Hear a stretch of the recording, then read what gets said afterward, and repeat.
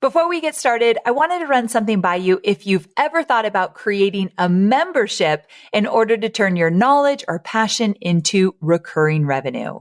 My dear friend, Stu McLaren, is hosting an incredible 3-part live workshop series where he's teaching proven strategies to launch or grow a successful membership. So Stu is the #1 expert in building massively profitable and impactful membership sites. He taught me everything I know about running my own multi-million-dollar membership. And now he's sharing his knowledge with you. And did I mention these trainings are 100% free? And they're live, which makes it so much more fun. So visit amyporterfield.com/workshop to reserve your spot so you don't miss a second. amyporterfield.com/workshop. Knowing what to do and how to do it is more accessible than it's ever been before. And so it's not just, though, about what to do and how to do it. There's a huge gap between knowing what to do and how to do it and actually getting the result. Like, I can watch all the videos on YouTube all day long about becoming an elite swimmer. And it doesn't matter how much I watch them or how deep my understanding is of that material. Until I actually get in the pool and actually start to apply that material, I'm never going to get the result. And that's the gap that you and I help bridge with our courses and our memberships in the experience that we create. I'm Amy Porterfield, ex-corporate girl turned CEO of a multi-7-figure business. But it wasn't all that long ago that I lacked the confidence, the budget, and the time to focus on growing my small but mighty business. Fast forward past many failed attempts and lessons learned, and you'll see the business I have today. One that changes lives and gives me more freedom than I ever thought possible. One that used to only exist as a daydream. I created the Online Marketing Made Easy podcast to give you simple, actionable, step-by-step strategies to help you do the same. If you're an ambitious entrepreneur or one in the making who's looking to create a business that makes an impact and a life you love, you're in the right place, friend. Let's get started.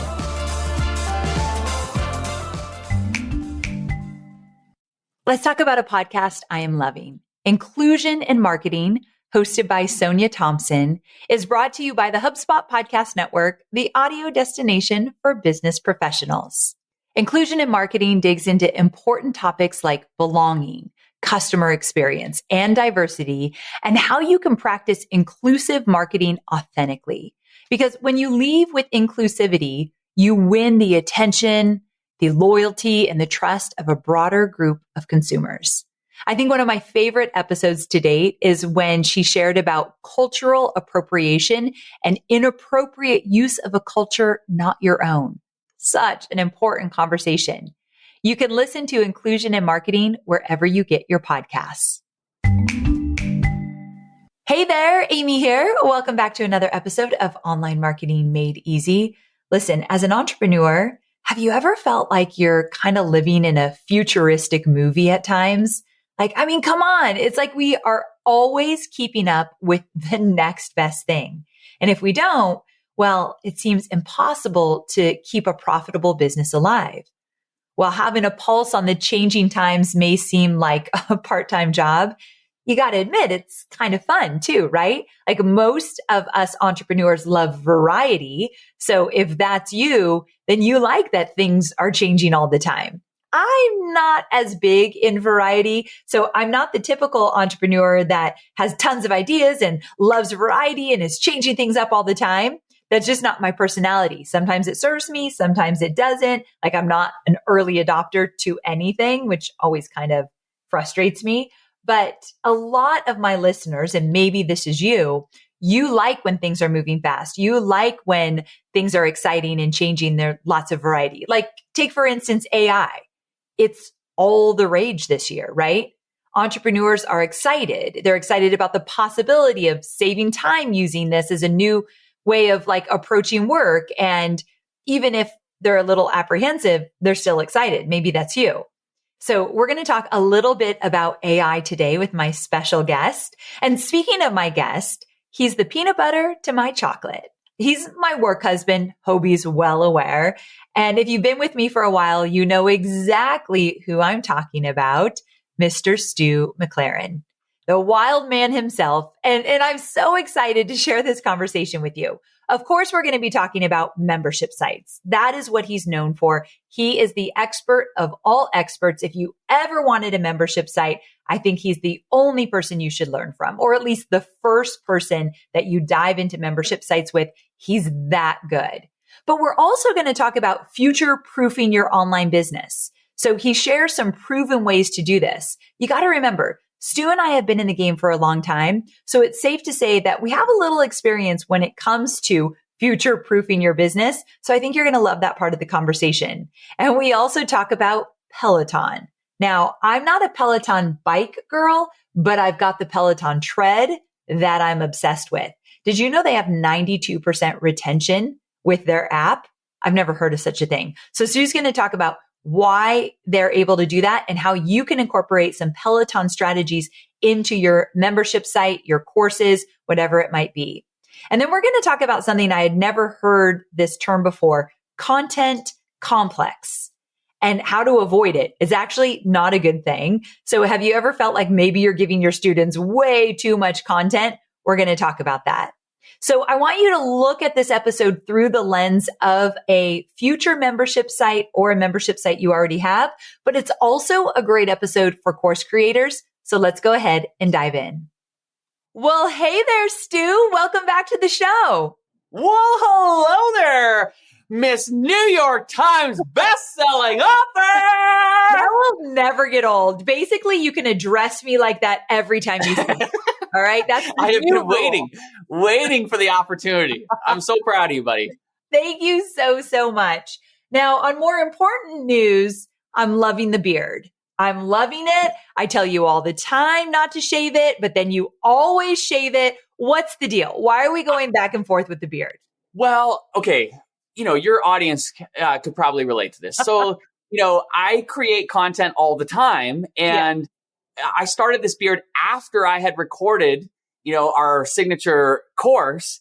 And so I just don't want people who purchase the course to feel like it's old.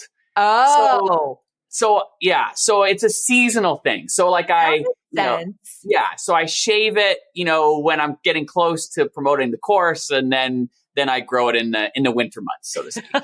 Yeah. Well, I really love it. Does your Amy love it? She does. And the kids really love it too. And the kids always, basically my son, Sam, who is 9, he told me that when I shave it, it's like I've got a bum on my face. And I was like, wow, great. Thanks, buddy. So the kids, the things they say, especially yours, crack me up. Like, yes, seriously. They have pretty wild imaginations, and it's always entertaining. Okay, speaking of Sam, real fast, and then we'll get to it because I've got a lot of good stuff to cover. This is like new topics we've never discussed before, and I'm excited. But one thing that's funny is I sent you this really cool ion mat from a company called Higher Dose. And Stu was telling me the other day that the brochures are very risque for Higher Dose. Oh, he has it right here. If you're watching the video, they're naked practically, right? I can't believe you have that right there. It's on my desk because the kids brought it in the other day. But yes, you were so generous and you sent this, and the kids are like, what is it, Dad? What is it? And I'm like, I don't know. So I'm opening up the box and I'm trying to figure it out. And then Sam, he grabs the brochure. And as you said, there's like this naked woman just lying in water. And Sam looks at it. He's like, Dad, this is a little sus. And I'm like, well, what do you mean? And he shows, I'm like, oh. And then he turns to the inside and there's another woman. There's more. And Marla's like, hey-oh. And I was like, oh, God. What's so funny is you sending me a text, you're like, so we had to have the conversation, we had to get into it. And I'm basically here to say you're welcome. I spurred a conversation that was going to happen anyway. So there you go. Yeah. Oh, well, it definitely provided plenty of opportunity for conversation, because then Marla was like, Dad, why is Amy Porterfield sending you pictures of naked ladies? I'm like, I don't know. That one's a little awkward. I don't know how we explain that one, but let me tell you, you got to start using this mat. It's so incredible. get ready for your life to change. Okay. All right. I'll link to the mat for all of you. If you're curious, I'll link to it in the show notes. So let's get down to business. Are you ready? Let's do it. Okay. So you and I have been in the industry for longer than I would absolutely like to admit. And to say it's changed since our first few years would be a huge understatement. The digital course and membership landscape looks significantly different. And the catch is it's still evolving. So today I want to talk about how online learning is changing and evolving and how we as course and membership creators can stay ahead of the curve. So with that, first up, your content team mentioned something about why Peloton has a 92% annual retention rate with their membership. Well, the rest of the fitness industry sits at about a churn rate of 50%. So what is Peloton doing and why should we pay attention to it as course creators and membership creators? Well, you're right, Ames. And there is a ton changing in the course and membership landscape. You and I had a conversation about this literally last week. And I said, like, girl, we've got to really pay attention to what's going on right now because there's some big shifts that are happening. So as it relates to Peloton, you're right. They have an annual renewal rate of 92%, where the rest of the fitness industry is less than 50. So what are they doing differently? And if you just take a second and just zoom up, the short version or the short answer is that they're really thinking much more about the experience versus just the content. And there's a huge lesson in this for you and I as creators of courses and memberships and so forth, because so much of our time and energy has traditionally been put toward the content. We pour ourselves into the content, but that's really now becoming a smaller and smaller piece of what people are actually craving, wanting, and needing when it comes to getting a result. And so Peloton knows this. Peloton knows that if they just provided classes and a bike, nothing stands out. They don't create the habitual behaviors and they don't create the community elements. So what do they do differently? Well, one of the things that they do phenomenally well is they give badges and awards and achievements for all kinds of different things. So what I want to do is I want to kind of just highlight some of the different ways in which they give badges, because it'll trigger some thoughts for everybody as it relates to courses, as it relates to memberships, and ways we can do the same inside of our courses. So first off, one of the things that they do is when you reach a milestone of 100 rides, out of the blue, they send you a t-shirt. Now, when I joined Peloton many years ago, I'm a huge Peloton fan. Shout out to all the Peloton peeps. You can look me up. It's just my name on Peloton. Come follow me. But anyway, when I joined, they weren't doing this. And so I had no idea about it. And then my amazing assistant, Summer, who's been with me for almost 9 years, she joined the Peloton and then she was, riding. And then she hit 100 rides. And then she got sent a t-shirt.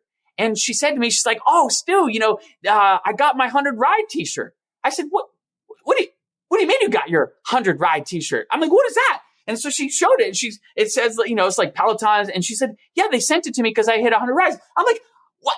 I didn't get a t-shirt when I hit 100 rides." But this is a credit to Peloton. They're continuously improving and they're looking for ways to reinforce the behavior they want to see. So obviously, the more people ride, the more they consume the product, the longer people are likely going to stay a customer. And so they are very mindful of identifying key milestones that drive that behavior. 100 rides is a good key milestone, and they reward it with a physical t-shirt. Now, that's like a physical realm, but in the digital realm, they do this phenomenally as well. They give badges for all kinds of different things. They give badges for habits. So every single day you do any type of exercise, you get a blue check mark on the calendar. And so you can have a visual of how you are doing and how consistent you are. Like Rick in our office, he does not go a day. He has a weird twitch. If he looks at his calendar and there's a day that's missing the blue check mark, and it's it just ingrains in people. It builds the habits. So that's one way. They give different badges for different events. So for example, I just provided, it was in this particular month, they were celebrating, it was Women's Month, and there was all these different rides that you could do. And if you did these certain rides, you got these certain types of badges. They also have like this Peloton contest, so to speak, and they break people up into two teams, Team Validate and Team Activate. Shout out to Team Validate. But anyway, but every time you participate in one of those rides, you get another different type of badge. So they give them for different types of events. They give every time you do a ride with somebody else, so you consume content with somebody else, like a friend or somebody who's following you, you get another badge.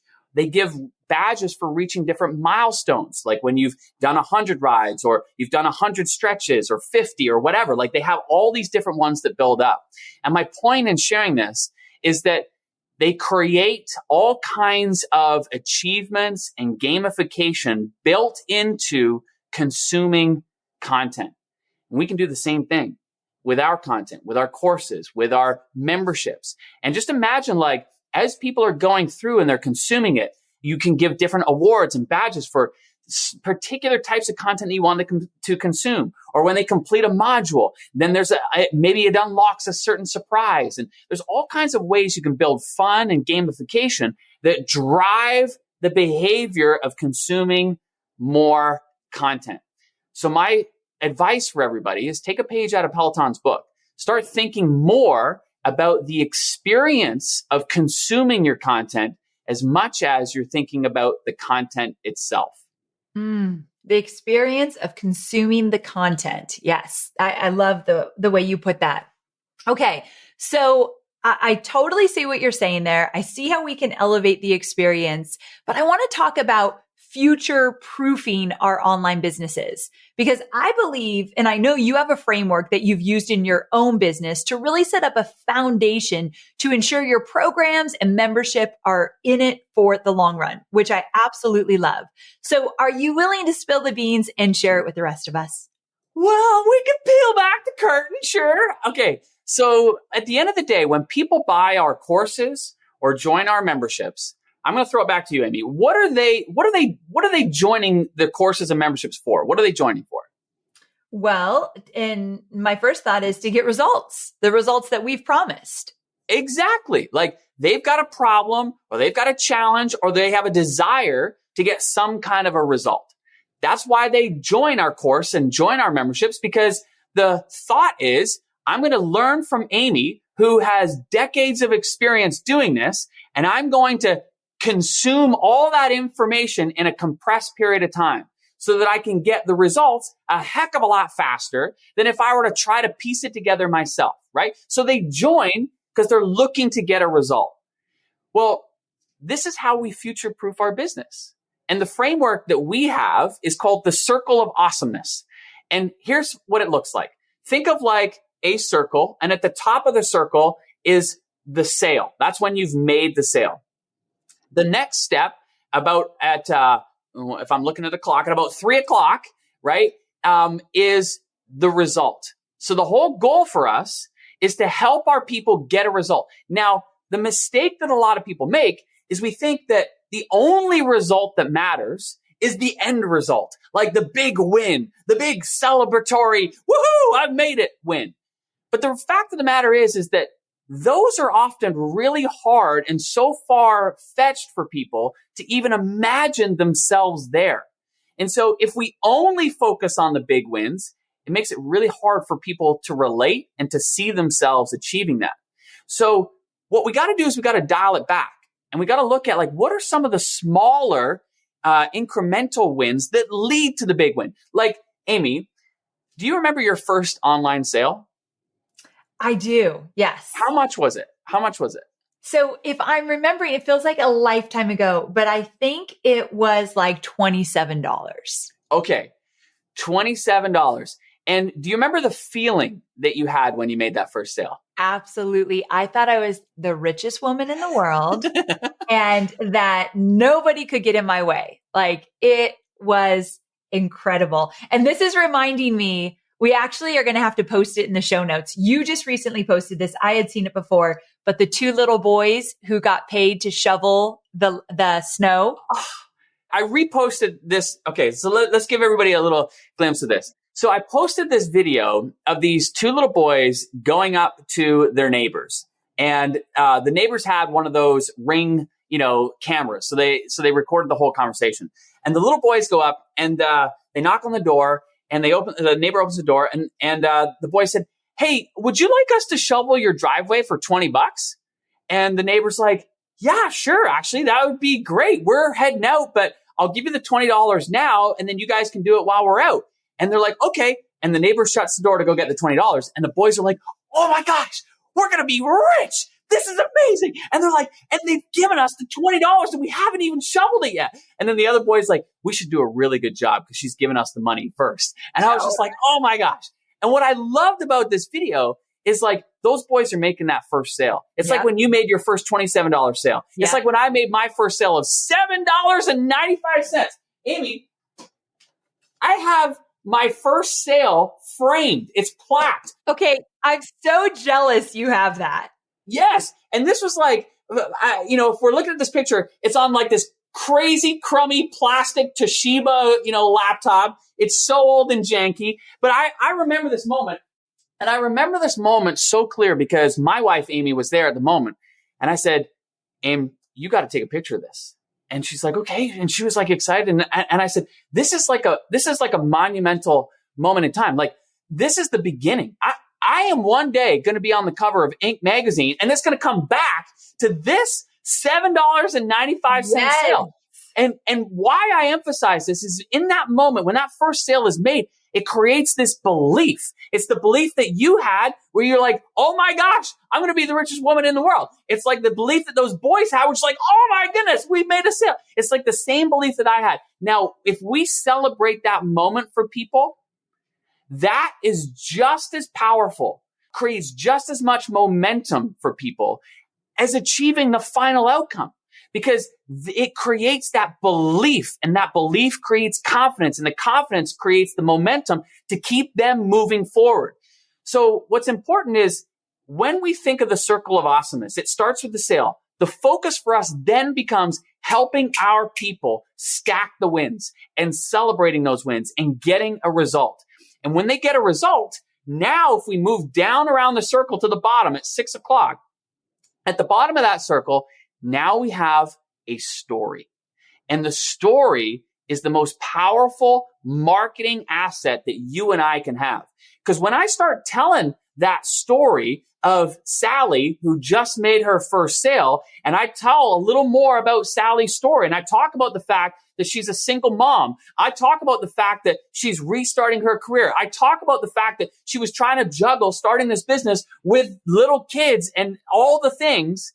Now, her story is going to relate to somebody else in that audience. They're going to see themselves in Sally's story. And in that, they now open themselves up to the possibility of, wait a minute, maybe I can do this. Maybe I can just get to that point. And so those stories are so much more relatable.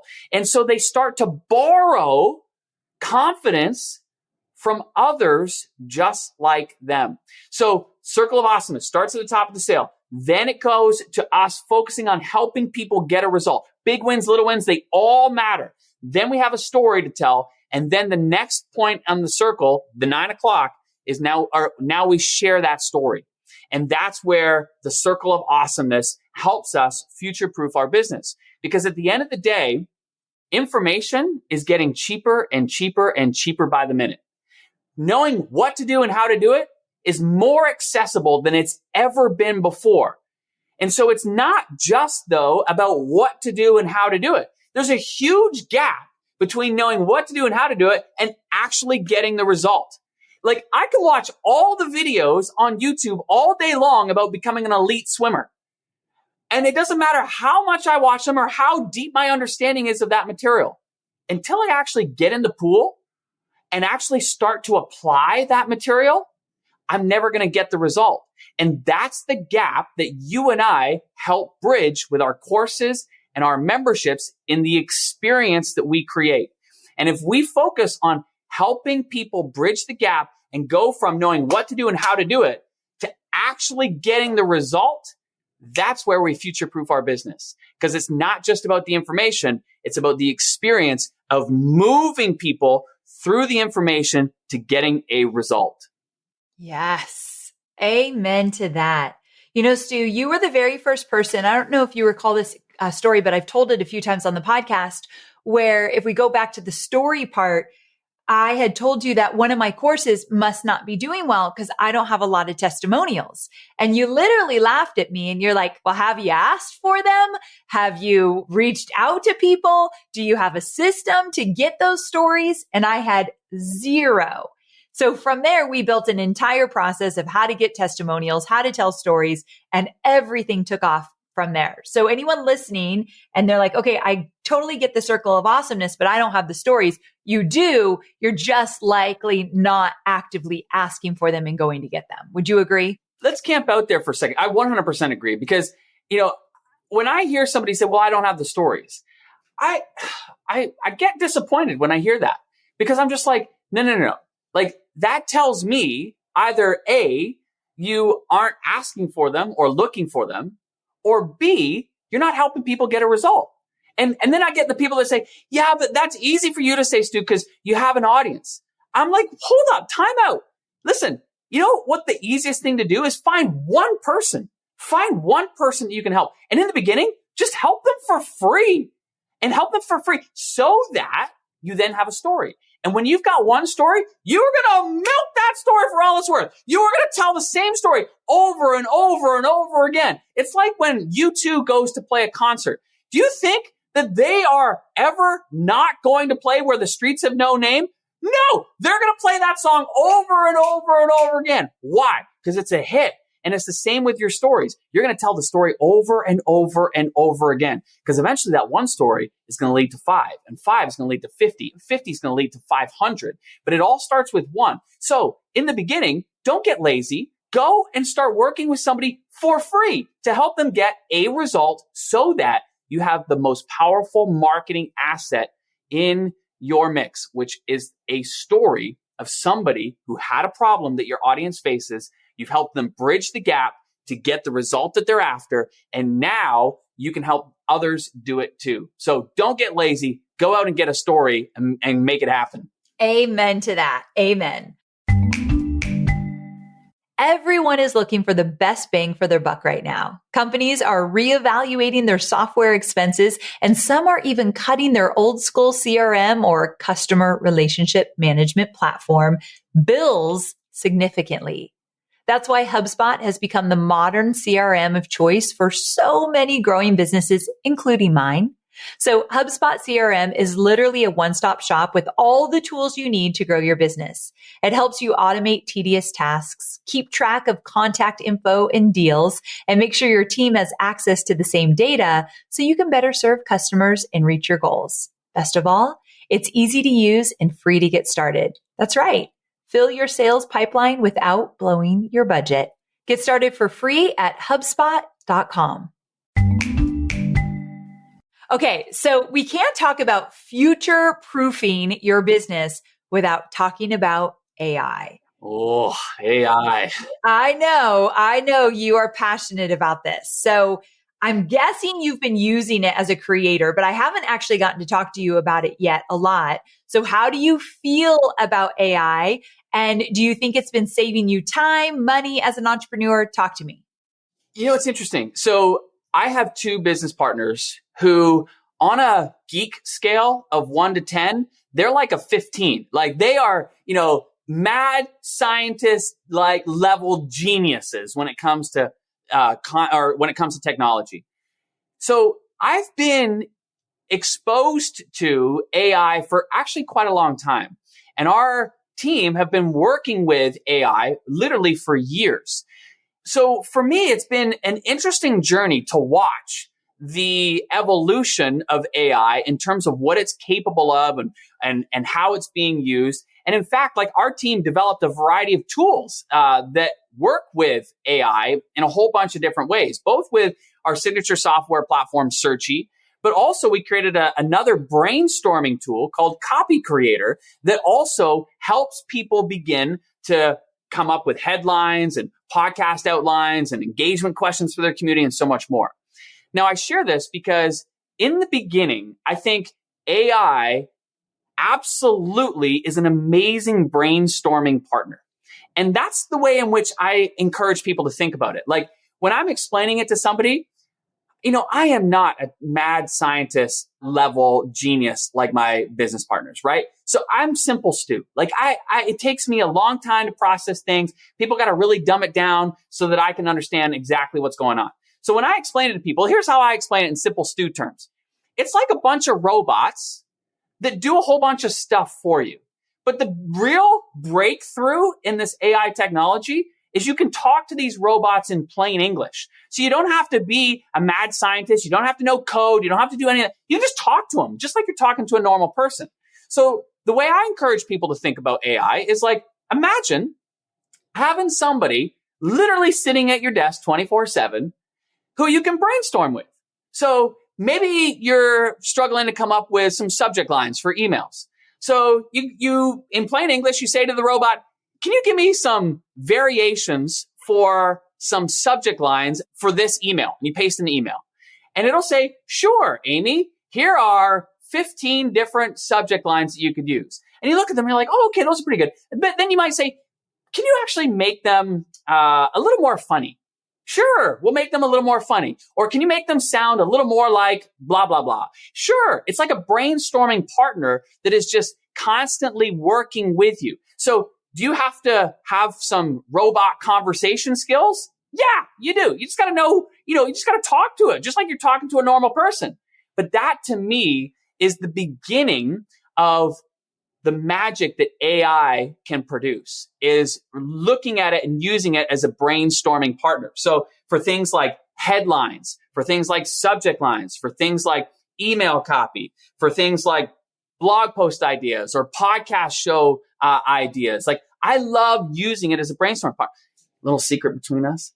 I've even used it to come up with ideas for date nights for Amy or for a little love notes and all kinds of things. So again, you can use it for work. Yeah. But you can also use it for, personal stuff. I've used it to come up with ideas for entertaining the kids, like with no screens. Like when my wife, Amy, was in Kenya for 2 weeks, I was, single dad for 2 weeks. So I'm just like, okay, I need some ideas to have some fun with the kids without being on screens. And so I went to, Chat GPT and I said, hey, I got 2 kids, 9 and 11.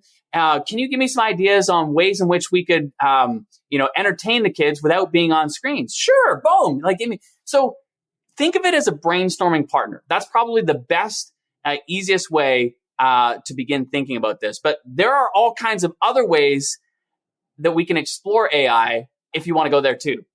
Okay, well, what I love is that you are integrating it into Searchy, which is your software for course creators and membership creators. And what I loved is one day you sent me a call and you're like, I'm going to blow your mind about what we're doing in Searchy with AI. And we're developing all this cool stuff to make it easier for your course creators and membership creators. And I'm most excited about that. And I know you'll be talking about that more and more in the coming months, but I'm very excited to see what we can do with it. And I love that you've encouraged me to embrace it, which my team has because of that. So I'm glad we talked about that, but we have some more to talk about. We've got to talk about content in general because AI will help you create more content, but is more content really what we need? So let's talk about this. So I want to take a moment to chat a little bit about the dreaded content complex and how easy it is for students to get overwhelmed with all they need to consume in a course or in a membership. So what have you found works best when it comes to finding that happy medium and ensuring you create an experience that your students and your members will absolutely love? Okay, this is a great question because I don't think course creators or membership site owners are giving enough thought to what happens when you just keep adding content over time.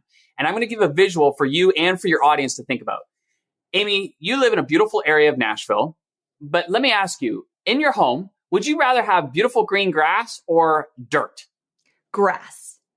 Grass. Okay. Now, however, what would happen if you just never cut that grass and it just became a big jungle?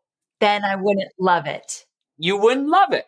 And it's the same thing for our courses and our memberships. It's like having a beautiful lawn when it's manicured is incredible. But if we don't trim the grass and cut the grass and we don't care for the yard, it begins to become a big jungle and a mess. That's what happens with so many membership sites and courses. People don't take the time to prune the hedges, to cut the grass, so to speak, in their courses and their memberships. And they just keep adding stuff and adding stuff. And the thought is, oh, I'll just add more content, more value. Not true. So what do you and I need to do? We need to go in and we need to prune the experience on a regular basis. Now, I'll give you a couple ideas for you and for your audience to think about. First and foremost, I've talked on your podcast about this before, the importance of a success path, creating the journey from where people are to where they want to be and breaking that down into stages. Now, the reason that's important is because we want to serve people content that is most relevant to where they are right now in their journey. We don't want to give them access to everything. So we give them access to everything, we overload them. Like, for example, Amy, would it make sense for you to give somebody access to a training on scaling a business if they haven't even generated their first opt-in lead? No, absolutely no. not. And it will overwhelm them. Right. And so what we've got to do is we've got to meet people where they're at. Now, this is where, to me, there's going to be a big divide in the coming months and years ahead. Because traditionally, most people have stuck with platforms that provide a one-size-fits-all experience for everybody. Meaning, no matter where you are in your journey of learning, you're going to get the same experience. So if Adam, who may be very advanced, comes into your membership or course, starts seeing beginner lessons, how do you think he's going to feel? Very overwhelmed. Or not overwhelmed, opposite. Underwhelmed, totally. Underwhelmed, yes. He's going to be like, I'm so far by this. Like, this is not for me. He's going to think it's not for him. Exactly. Now, let's think about somebody who's on the other end of the spectrum. Let's just call him Brian, basic Brian.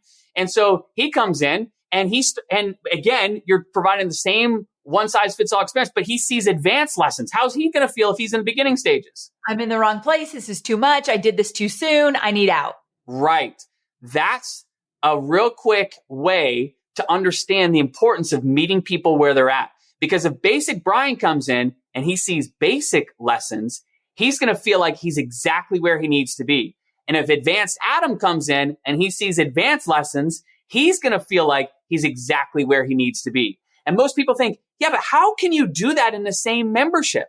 Well, this is where technology has really begun to evolve. So companies like Netflix and Amazon and YouTube and Peloton and Disney Plus, they've all spent billions of dollars with this technology, because if I were to log into your Netflix account, Amy, I guarantee we're going to see totally different shows than if I were to log into mine. So very true. Do you love Emily in Paris? Because I'm loving it. That is not going to show up in my Netflix account. and that's my point. These companies are doing it, and it's changing expectations, because now people subconsciously are expecting, catered or tailored content. And that's the thing that you and I have to pay attention to moving forward. And it comes back to the experience that we talked about at the very beginning. We've got to pay attention as much to the experience as we do the content. So in a perfect world, Sally comes into your course or membership. You ask a few questions to gauge where she is in her journey. You identify she's at stage 2. Perfect. Now when she logs in, she only starts seeing content that is relevant for somebody at stage 2. She now feels like she's exactly where she needs to be. It's not a one-size-fits-all experience. It's a tailored content experience. And you can do that now. And my encouragement to people is to begin thinking about the experience you're providing as much as you do about the content you're providing. And I think this shows up the most. It's definitely very much needed for courses. And I could see so many different ways that I can use this concept. But definitely for memberships, because people come into memberships at different levels. And if you allow them to have the whole library, which I do, that could be incredibly overwhelming. And they could say, I'm not in the right place. So being able to target where they're at and dish up the content they need, huge. And it will help retention rates beyond belief. So I love that you talk about that. But really, you're the membership guy. So I'll talk about courses all day long. But one area I'm not an expert in is memberships. And that's where you come in. And so every year I like to inform my students about what's happening with memberships, how they can create a membership, how they can grow their revenue with memberships. And you've been working on a very exciting workshop. It's called the Membership Masterclass, 3 Secrets to Turn What You Already Know, Love, and Do into Recurring Revenue. Recurring revenue. Yes. Amen. I want more of it. And so do my students. So talk about this special workshop, and then I'll tell everyone where they can go to sign up. Okay. So once a year, we go deep and we deliver a free workshop where we break down how do you take the things that you know, love, and do and turn it into recurring revenue. So for all of our course creators out there, holla, listen up. If you've got a course, you 100% should have a membership. And here's why. Because I guarantee you, when people come to the end of your course, you are receiving questions like, well, wait a minute. What happens when the course comes to an end? Wait a minute. Where am I going to go to get ongoing support? Wait a minute. Is this community going to shut down? All of that is signals to you that people need you ongoing. They need help in bridging that gap between knowing now what to do and how to do it and actually getting the results. And so this is where a membership comes into play. A membership helps people bridge that gap. It provides that ongoing support. And we're going to show you exactly how to begin doing this. And in fact, Amy, here's what's fun. People will actually launch their memberships during the free workshop. So this isn't just like Stu layering in a whole bunch of information. No. We roll up our sleeves. We get to work. People get results during the free workshop. And that's our whole goal, is to give you a huge jump start to getting your membership site off the ground. Oh yeah, I've seen it. I've seen people take your free workshop and literally start a membership before they ever dive in even deeper. That's how good the workshop is. I want every single one of you to check this out. Stu is on the cutting edge of what's working now with courses and memberships. He knows what is moving people into your courses and memberships and also what is keeping them there. And so he's going to talk all about this, especially with the focus on membership. If you've ever wanted one or if you have one and you want to improve it, get on this masterclass. amyporterfield.com/membership. amyporterfield.com/membership. You got to go there. Check it out. Stu, any last parting words for anyone's listening that's thinking, I want to have a membership this year? It is one of my goals. Well, what I would say is that one of the reasons you and I both love memberships is it gives us a way to really serve people on their entire journey. And it is so rewarding. And it's rewarding for the people that we get to serve and helping them get incredible results. It's also selfishly rewarding as a business owner because it provides stability in terms of the income. And at a time when we're living in a world of instability and uncertainty, there is nothing that we as entrepreneurs want more than that stability and certainty. And you'll get it with recurring revenue in membership. So come join us. I can't wait to show everybody how to do it. amyporterfield.com/memberships. Let's go. Stewie, thanks so much for showing up. I always love having you on the show. Thank you, my friend. Appreciate you. Take care.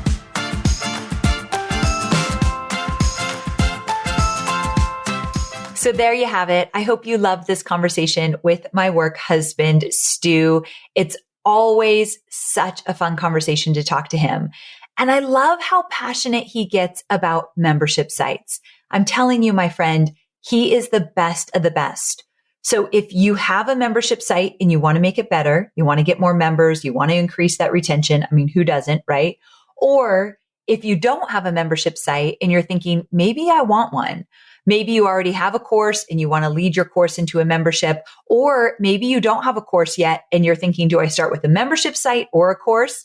That's something that Stu will absolutely be addressing on his masterclass. So I really want you to take the time to sign up. He gives so much insight into his masterclass. So amyporterfield.com/membership. That's where you go. amyporterfield.com/membership. I'll never steer you wrong when I recommend somebody else's masterclass because masterclasses are kind of my thing, right? So I'm only going to send you if they're going to be the best of the best, and Stu's will absolutely be. So if you are thinking about starting a membership, or again, if you have one and you're struggling with one, you know what to do. I know you're going to love every minute of the masterclass. Thanks so much for tuning in. I'll see you next week, same time, same place. Bye for now.